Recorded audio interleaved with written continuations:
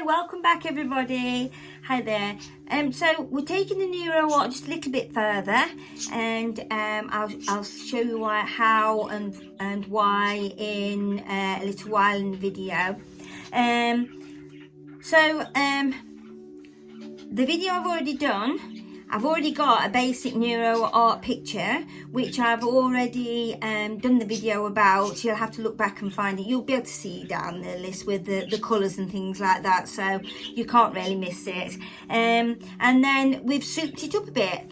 And so we're blocking in a bit more now because I tend to leave a lot of space. I like a lot of space around my Neuro Art with the Neuro line, so that it shows like it's going in and out and around the areas that are encased and things. So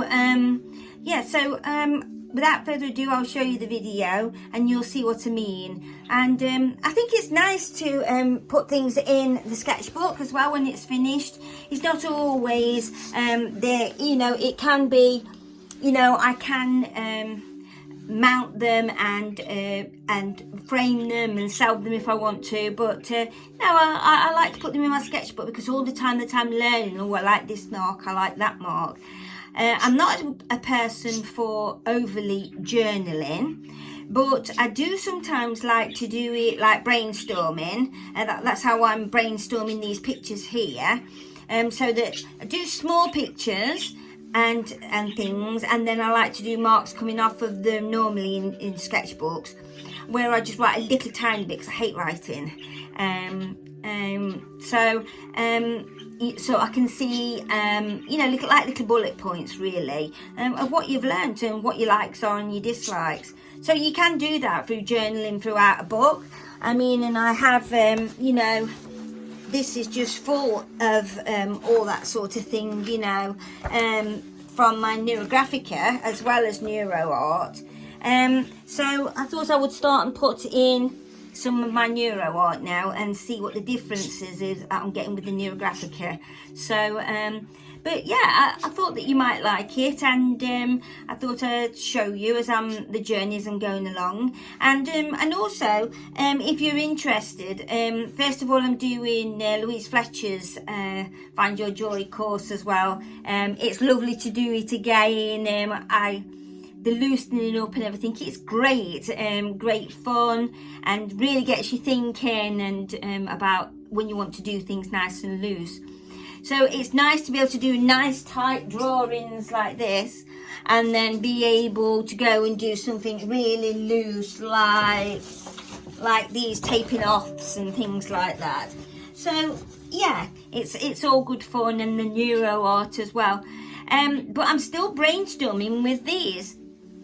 And so what I'm doing, I'm just trying to bring you along on this journey that I'm doing as well, because I created some really nice pictures and I'm really enjoying it in just pen and ink, without any painting and everything, and it really gets you drawing good. So at the moment I'm discovering all different marks and mark making for also for my drawing, which is like really nice to create again my own style in drawing.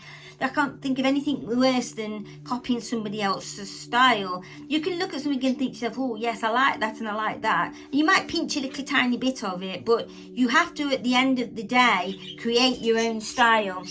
So there, when I'm showing you my Neuro Art, it's not that I'm wanting you to do it exactly, you can do it exactly as I'm doing it, but you need to be able to branch off a little bit now and sort of think to yourself, well, actually, if I add some of my own marks, instead of Suki showing splatters, they're just one of my marks that I like, because I'm going to do a full video on splatters because they're not as easy as what you think. And there's so many different ways that you can do splatters, and they just do finish off the picture, because if you're doing your picture and you've completed it, and then at the end of it you want to put some splatters on with the colour, one of the colours that you've been using, so it's all in tune with it, you know, with each other obviously, and will fit in, then you know, you need to know how to get large splatters and thin splatters, and you need to be able to control them in such a manner that you can put them where you want them to be put,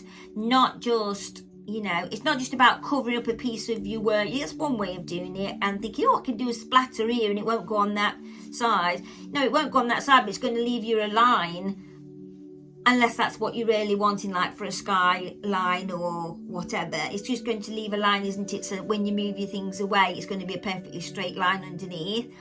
But what I'm saying is you need to be able to do a splatter where you want it to go. So these are quite fine splatters that I wanted here, but towards the front of the picture I want them darker and I want them bigger, because it gives you that depth.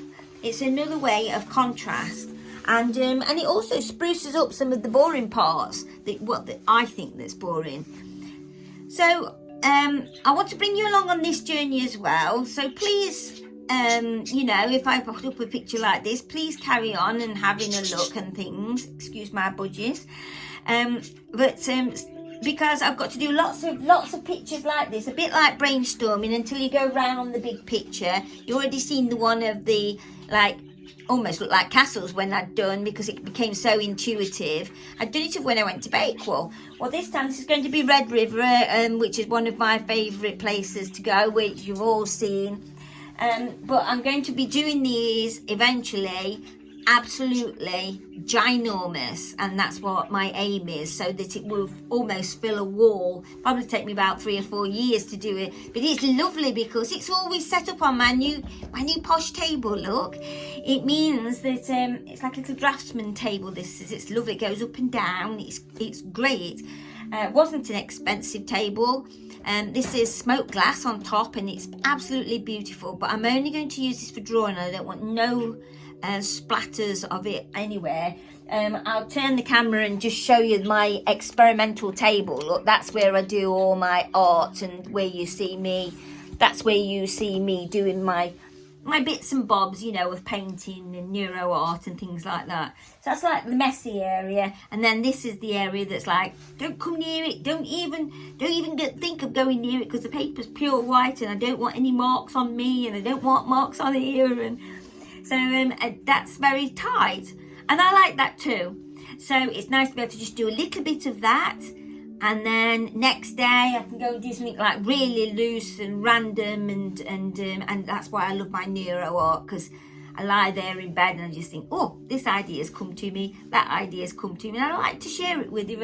And I do hope you like the journeys and things that I do, and come along with me, especially on this new one, because these tiny ones, like I say, are going to be the how do I put it, they're going to be like the brainstorming of around, but also if I keep them nice in the middle, like this one's nicely in the middle, it could be framed up afterwards, or I can fill a sketchbook with it, again, because these are just for discovering marks, and I'm going out with my camera and I'm taking pictures of things that I like, and then I'm coming back and then I'm drawing from them. So yeah, it's all great.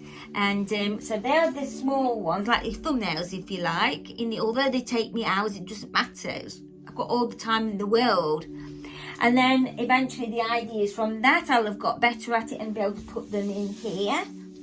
And then eventually, when I've done a few of these, I'll be able to put some of these bigger ones into an even bigger one, and that's the plan of action.